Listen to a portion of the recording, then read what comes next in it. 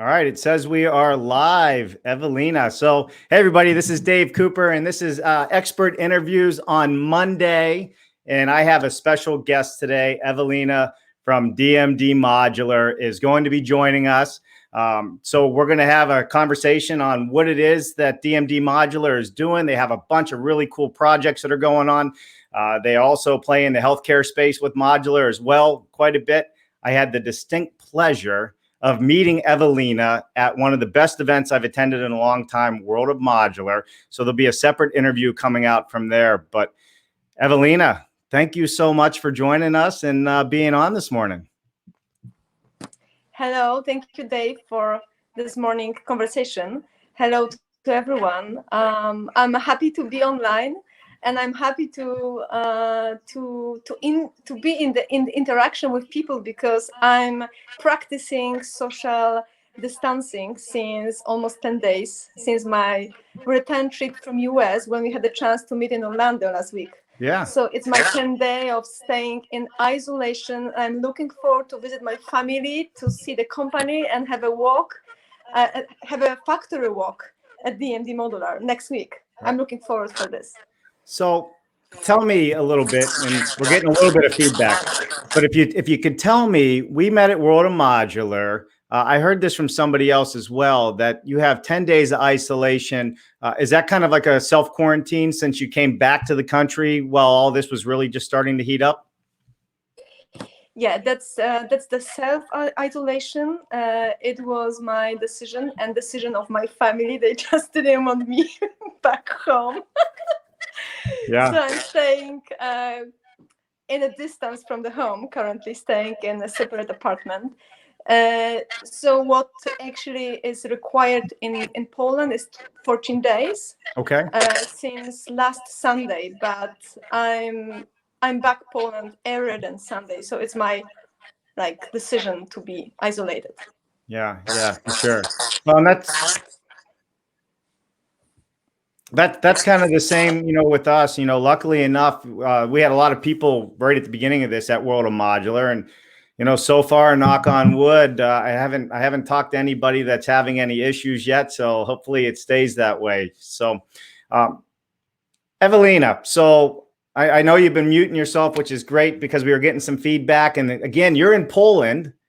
I'm here in Connecticut. Tell us a little bit about what your role is at DMD Modular, and then let's kind of jump into how we started this online this morning chat and why I brought you in. But tell us a little bit about your role. I'm the CEO of DMD Modular, and what I'm currently do is what actually I assume everyone, each leader should do right now, is to motivate people and keep them in a good mental condition, because we all facing quite a big challenge right now globally. So our purpose, the purpose of leaders, managers, and people who are responsible for teams, is to keep people in a good condition, because the worst thing that impacts us is the fear. So I'm the CEO. I'm managing DMD Modular. The company is based in Poland. We are focused on the hospitality, housing, and healthcare market. And we are focused on the volumetric modular solutions based on the steel frame. And currently, also because of the global pandemic, with wonderful people like John Lefkus from RAT Medical Technology, and also some members from the European Council like Furio and Franco, we are also trying to integrate many different people to work and to provide healthcare solutions for the market, which is in a huge demand. Yeah, it really is, and it was one of the things that, really drew me to want to have this conversation with you today, because it's very relevant to what's going on. And right now, not only here in the States, but over in Europe, providing additional facilities for healthcare is a big conversation. Are you finding that also in Poland, that you need additional facilities to house all the people that are getting sick from this? Yes. Yes, we also find it as a very important thing to do, and this is absolutely urgent action that Poland has to take. and also other countries, because the healthcare system globally is not ready for such crisis. Right, right. So with that, I mean, talk about some of the projects that you guys currently have going on. So we are currently working on the AC Marriott project in New York City, also working for some recreation smart houses for the Dutch and German market, as well as we are at the preparation stage for a few interesting projects in the housing, student housing in the UK. So there are the projects which are currently, we are fully involved with my team. Yeah, and if you get your mute, and with that, we have, you know, obviously all come to a standstill. How are you guys managing that? I mean, you have this big project in New York. Will the shipments still be coming in, or is everything kind of stopped at the moment? Speaking about the US project, yes, for now, we are at the final inspections and approval. So anyway, the shipment, which is only one, is going to be moved probably after the pandemic is done. Regarding other projects, it's all about the collaboration. And if we have project in the UK, or if we have project in Germany or in Holland, we're always trying to work with different people which are located locally to have better expertise on the local requirements and to have better collaboration and result for the process. Right, right. So interestingly enough, when we were speaking in Orlando, we were talking a little bit about, all right, why is DMD Modular here in Orlando at the World of Modular? And it wasn't just you; there was people from all over the world, and there's a lot of projects here in the United States that's, you know, being performed by, you know, people and workers in Europe, and you're delivering them by container ships here to the States. What got you into coming over here to the United States and the opportunity to work with Marriott? Because that's the project in New York City, correct?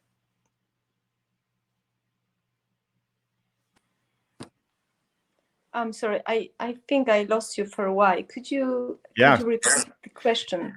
Yeah, sure. So you were at World of Modular with a lot of other people from Europe that are looking to either build in the United States, or are currently already building in the United States, which were quite a few. And I was surprised to, you know, somewhat learn that, you know, almost shipping the modules across the ocean is less money than us shipping down the highway, so to speak.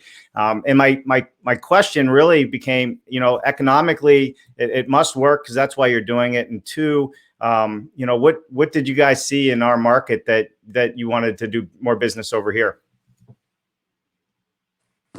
Okay, thank you. Now I understand.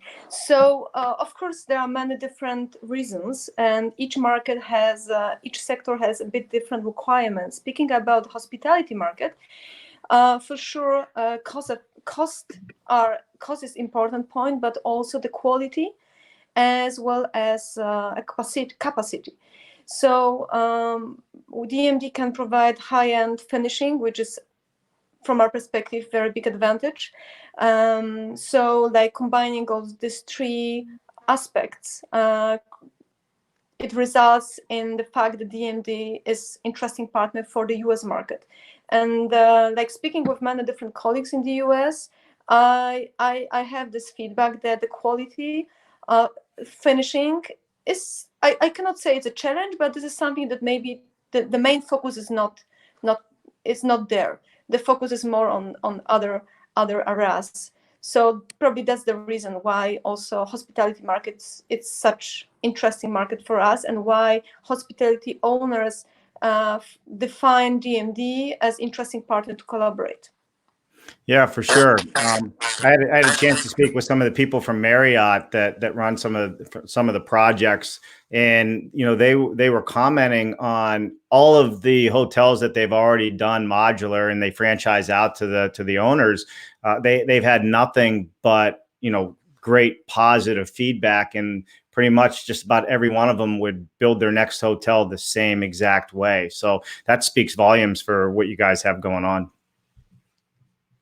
So let's talk a little bit about, where do you see this heading moving into the future? Are you going to stay in hospitality, or do you also in commercial builds, or will you find yourself also building residential homes?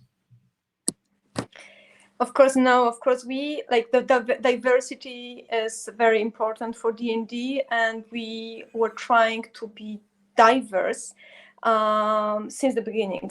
So hospitality market for sure is something that is important for us, and because of AC Project Marriott, we are seriously identify with this market, but we are also active in different markets. So currently we're working also on some very interesting housing project at the preparation stage for California, and also student housing in the UK. So there are many different sectors where we want to be active.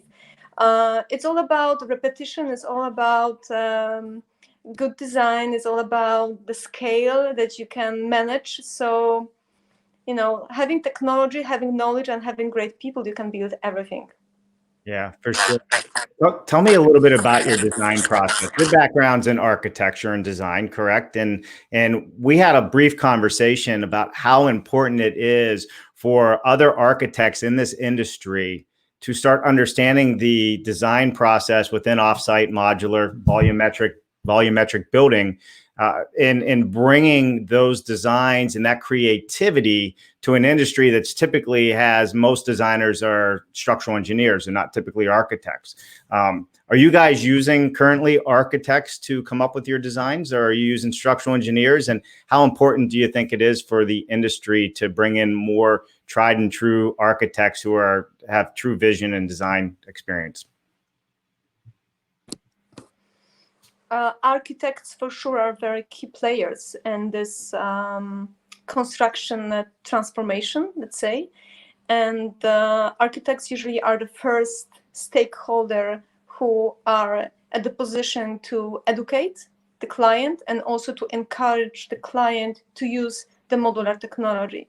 So for us, for our perspective, it's very important to work with architects. We have also internal architecture team, but what is important for us to work with different, and because each country, each state has some particular requirements. So it's very important to have good networking and good people that you can always collaborate. So, so we are at the position because we have the knowledge and also we have the technology that we're trying to share such knowledge. We also prepare some kind of guides and requirements and knowledge that we can easily share with architects so they can easily adapt this to prepare the first, let's say, conceptual drawings.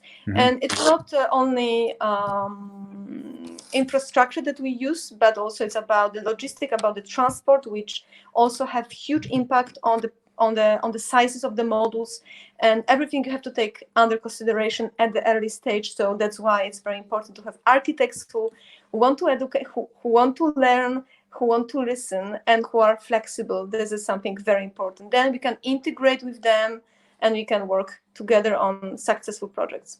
Yeah, for sure. And I'm assuming that you're working with architects globally, or are they mainly in Poland? And then after that, we have a question from somebody in the audience that we'll get to. Now we work with different architects. We have colleagues in the UK, we have colleagues in England, in Scotland, in New York, in California. So we're using also quite actively Modular Building Institute as some kind of networking space where we can work with people who are really interested in modular construction industry. Yeah, no, that's great. And, it just goes to show how important the social side of this is. We today do not have to be sitting side by side in an office together. We can be all over the world. And it's kind of one of the reasons why we're doing this. Everybody's quarantined or self-quarantined all throughout the globe. And it's important for all of us to stay relevant. But that was just a great example on, listen, you can be anywhere and we could work together and design together and have meetings just like we're having right here live, in front of the LinkedIn world. So, well, I have a question. Anthony Good, who's an engineer and a real estate development person, he was asking any economic barriers to exports. Are there any economic barriers to exporting, I would think, the modulars here to the United States from Poland? It's a very good question. Yes, for sure they are. And from our perspective, we are focused on the locations which are close to the port, because shipping across the Atlantic is quite cost effective. But then when you have to transport many miles, it increases the cost. So it's important to work in the location, not in the middle of US, but in the locations when you can have easily short distance to the site from the port. Right. And most of your projects, when you are shipping overseas, are you finding, if you could hit the mute, I know we're getting that feedback. If are you finding most of your projects that you're shipping over here, are they mainly coastal, or are you finding any opportunity inland, or does it become cost prohibitive at that point at this time?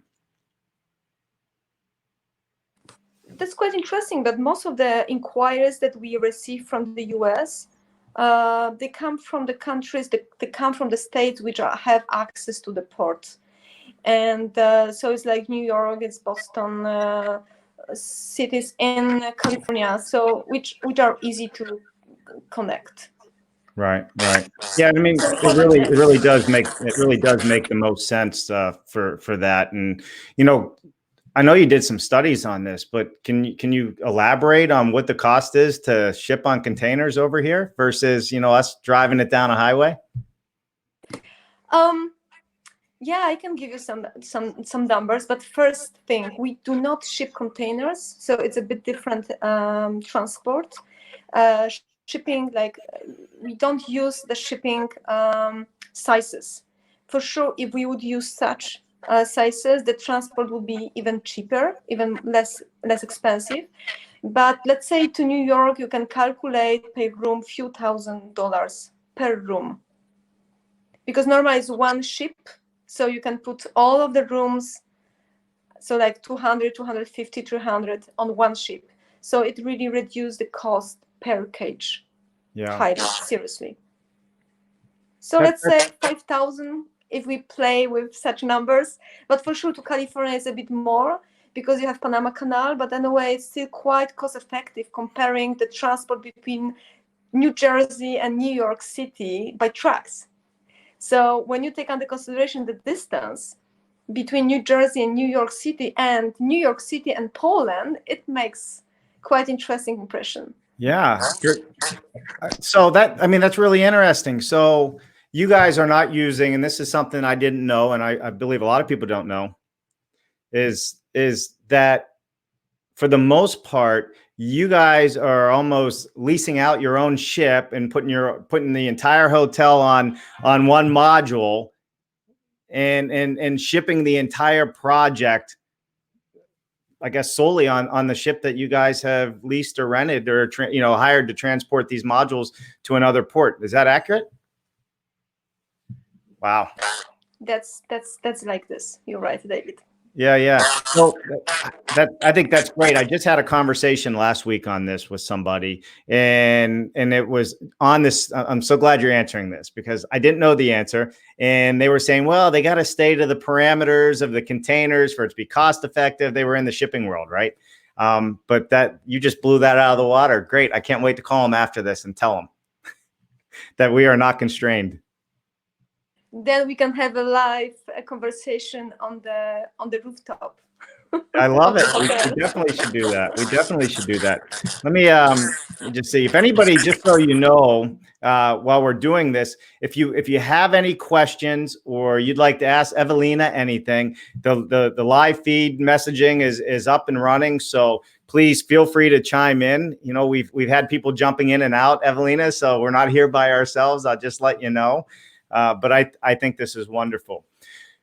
Let's get back to what you guys are doing and how are you planning for the future right now? What are some of the steps you're taking other than protecting your workers' safety? You're protecting yourself and your family's safety with all this.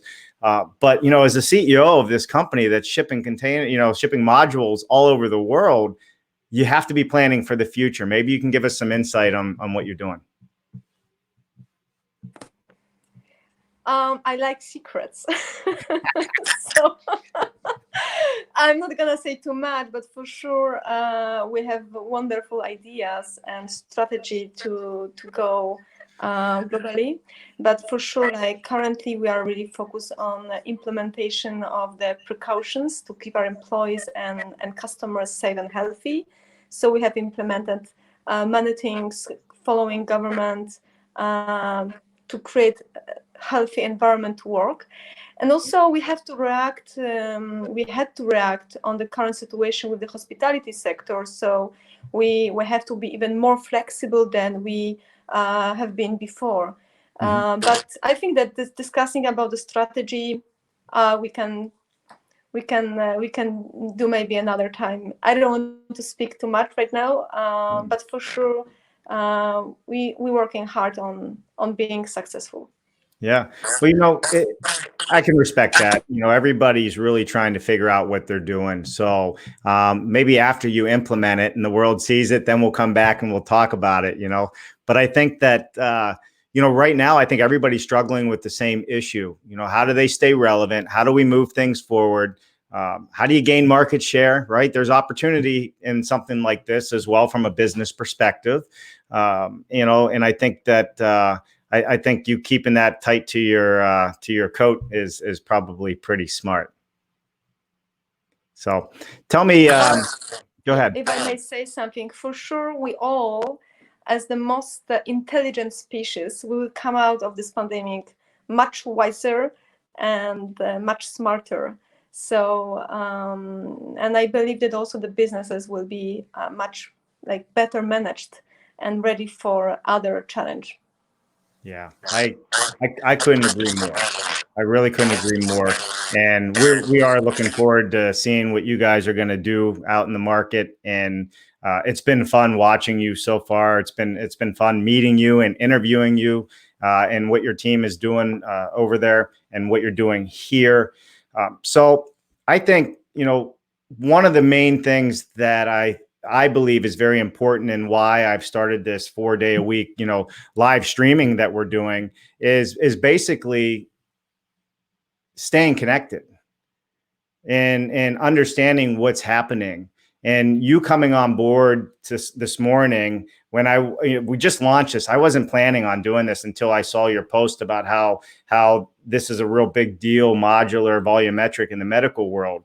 But that's the power of staying connected. You're in Poland, I'm here, and I was able to see that. And here we are giving a live feed to everybody that's sitting at home with their kids and family and hopefully being safe. And I think it's super, super important to have experts such as yourself on live, or social media, even if you don't want to share trade secrets, but just giving advice and letting the world know, hey, we're still moving and grooving out here. This is only a temporary thing. If everybody plays the part, we're going to come out of this, stronger and badder and tougher than we went into it. And I think that's great advice, like you said. And my wife would argue that I am part of that most intelligent species part, but maybe for the rest of everybody else, I don't know if I reached that level. So give us some advice before we check out here. For sure, we have to use this time as an opportunity. And I think that my comment before was about all human beings, that we are the most intelligent species. So we will be wiser after the situation. Yeah, I understand. And we have to look at the situation as a challenge, as an opportunity to grow and to be better. And I think it will be like this, that the world will be better after this. And the business will be better. And we don't have to, we shouldn't be only focused on the healthcare, because everyone is speaking about healthcare. I think there are much more demand in housing, affordable housing, homeless people, infrastructure, and other sectors. So we have to look at the situation and be flexible to provide the solutions where the market is. Yeah, I agree. Listen, Ewelina, I really appreciate you taking the time to come on this morning. Thank you. And I believe that you're going to truly do some amazing things. And And I look forward to seeing what you guys do coming out of this. And I'm very hopeful that we're going to continue our conversation throughout this time. I have an interview that's going to get released here in probably another week or two that we did at World of Modular. But I really want to thank you for jumping on here last minute and being a good sport and sharing all the great things you're doing. And hopefully you're getting some work done in that self-isolation. Thank you very much, Dave. You do a wonderful job, and I'm happy that you connect people and really trying to create such international networking. I think that we all need this, and thank you. Good. Yep, you're very welcome. So if you just stay on here, we can talk a little bit after, but I wanted to say thank you. And everybody, this is a live expert interview. It is going to be every